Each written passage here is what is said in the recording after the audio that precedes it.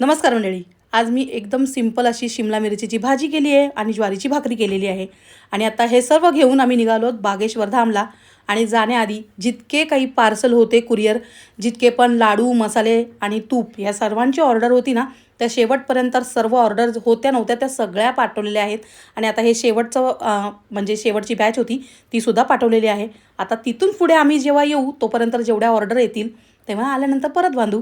तर आता मी बागेश्वरला निघाली आहे. खरं तर मी महाशिवरात्रीला नेहमी जाते, पण यावेळी जाऊ शकलो नाही पूर्वामुळे. कारण मी तुम्हाला सांगितलं होतं पूर्वा चेन्नईला गेली होती मॅच खेळायला, तिथून पुढे ती काश्मीरला जाणार होती, असं सगळं होणार होतं. मग त्याच्यामुळे आम्ही गेलो नाही, कारण की मग आम्हाला उगाच काळजी लागून राहणार की मुलगी कशी जाईल काय, त्याच्यामुळे गेलो नव्हतं. मग आज 1 महिना लेट झाला आम्हाला जायला आणि कधी जाऊ असं झालं होतं आम्हाला. आता यावेळी आम्हाला सीट पण मिळाली आणि हे बघा तुम्हाला दर्शनसुद्धा मी घडवलेलं आहे. तर हे बागेश्वर धाम मंदिर आहे ना, मंदिराच्या बाहेरचं हे सगळं अंगण आहे आणि इकडे आरती चालू होती. ही आरती खूप महत्त्वाची असते. कधी पण तुम्ही गेलात ना तर ही संध्याकाळची आरती असते. ती संध्याकाळी 6-7:30 असते. तिकडे सकाळीसुद्धा आरती असते आणि संध्याकाळीसुद्धा असते, तीसुद्धा घ्यायचीच. आणि नंतर आरजी लागते तर तीसुद्धा घ्या, ती खूप महत्त्वाची असते. जर तुम्ही कोणी गेला नसाल ना, आणि बरेच जण मला विचारतात की तिकडे जायचं कसं, तर दादर बलिया आणि दादर गोरखपूर अशा 2 ट्रेन तिकडे जातात.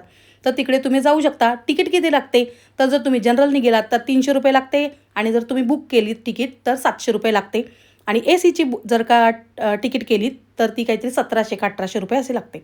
जर का आरजी तुम्हाला घ्यायची असेल ना, तर गुरुजी तिकडे कधी आहेत हे बघून नक्की जा, कारण की मी नेहमी ते जेव्हा तिकडे बागेश्वरला असतात ना तेव्हाच मी तिकडे जाते. तर त्याच्यामुळे गुरुजींचं पण दर्शन होतं आणि बालाजींचं सुद्धा.